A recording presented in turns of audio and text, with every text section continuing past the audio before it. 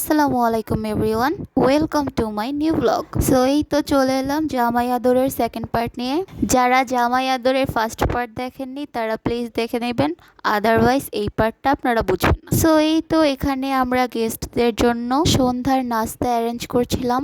আর আরেকটা কথা এভরিওয়ান, আপনারা কে কোথা থেকে আমাদের ভিডিওটা দেখছেন প্লিজ কমেন্টে জানাবেন।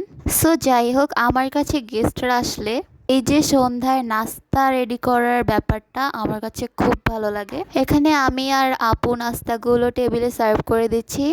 গেস্টরা সবাই সবার মতন গল্প করছিল, এর মধ্যেই আমরা খাবারগুলো সার্ভ করে দিচ্ছিলাম আর ট্রাই করছিলাম সুন্দর করে ডেকোরেট করার।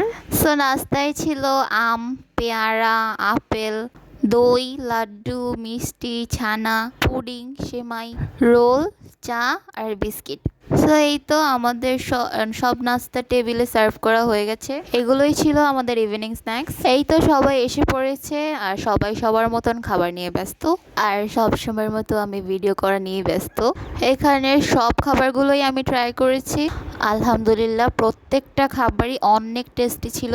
পার্সোনালি আমি বেশি ফ্রুটস পছন্দ করি না, এখান থেকে পুডিংটাই আমার কাছে সবচেয়ে বেশি ভালো লেগেছে। এই তো খাওয়া দাওয়ার পরে আব্বু আম্মু তন্ময় ভাইয়া আর নূহ আপুকে গিফটস দিচ্ছিল, আর এর মধ্যে আমি একটু ক্যাপচার করে নিচ্ছিলাম, কিন্তু নূহ আপুর গিফটটা ক্যাপচার করা হয়নি, সরি।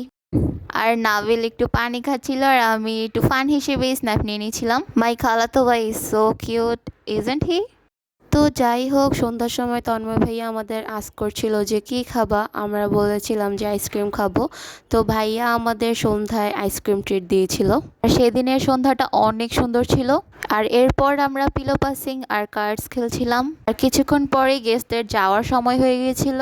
সেদিনের দিনটা আসলেই খুব সুন্দর ছিল, আমরা সবার সাথে মজা আনন্দ করে সারাটা দিন কাটিয়েছি। আসলে গেস্টরা আসলে তো অনেক ভালো লাগে, কিন্তু যাওয়ার সময় সবারই মন অনেক খারাপ থাকে। কিন্তু এটা কোনো ব্যাপার না, এরকম যাওয়া আসা চলতেই থাকবে ইনশাল্লাহ। তো আজকের ব্লগটা এই পর্যন্তই। ভিডিওটা ভালো লাগলে লাইক, শেয়ার, কমেন্ট করে পাশে থাকবেন। আল্লাহ হাফেজ।